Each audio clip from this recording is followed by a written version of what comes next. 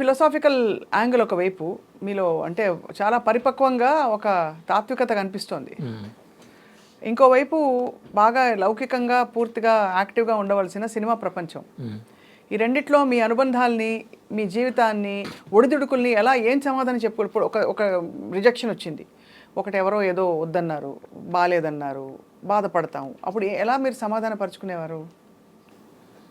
నాకు అంత స్పష్టంగా నేను దీనికి సమాధానం చెప్పలేను, కానీ ఐ డోంట్ మైండ్ మా అది నాకు ఆ నెగిటివ్ ఎఫెక్టే అది పెద్దగా గుచ్చుకోదు నాకు.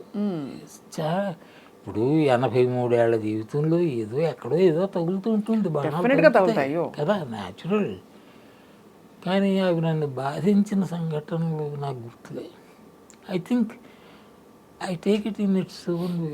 తగిలింది దీనికోసమే పుట్టామా, ఇప్పుడు ఎవరో ఒకడు అన్నాడు, తలపడుచుకొని మందు వేసుకొని, ఏంట్రా నువ్వు పుట్టింది ఆ వేషం వేయడానికైనా, ఇంకేం లేదా, దేం లేదా, అంతే కదా, పర్పస్ లేదా, అవన్నీ యూ థింక్ లైక్ దట్, అరే ఫట్ అరే అనిపిస్తుంది. అవునా కదా, యూ టేక్ ఇట్ ఈజీ. ఏదన్నా మీ లైఫ్ నాకు చాలా సరదా, చాలా చాలా లైఫ్ అంటే ఐ లవ్ లైఫ్. అందులో ఒడిదుడుకులు, ప్లస్లు, మైనస్లు, కష్టాలు, సుఖాలు అన్నీ ఉంటాయి. All of them I accept, I don't fight.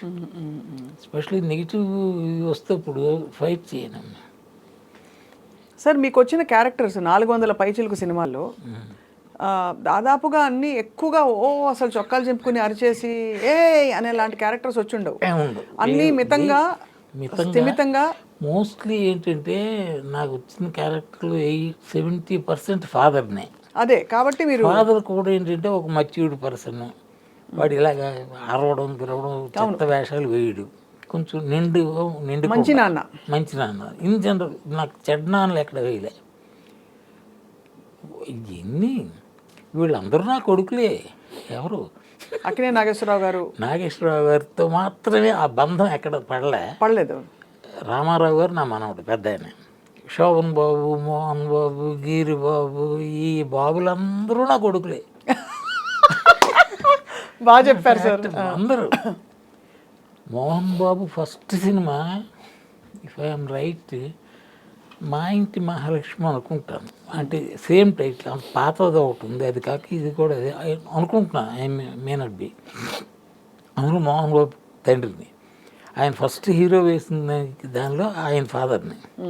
నాకు ఆయనతో పరిచయం తక్కువ. వీళ్ళందరితో చాలా పరిచయాలు ఉన్నా మోహన్ బాబుతో ఎందుకో ఆయన్ని ఎక్కువ కలవలే.